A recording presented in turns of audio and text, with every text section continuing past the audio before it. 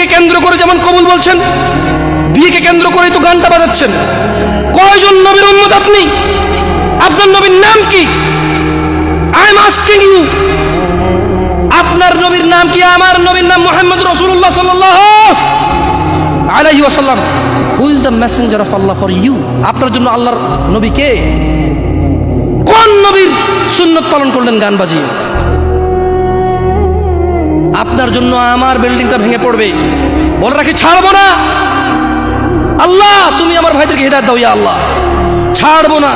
এই যে ভূমিকম্প হলো আপনার গান বাজনা বাজানোর কারণে,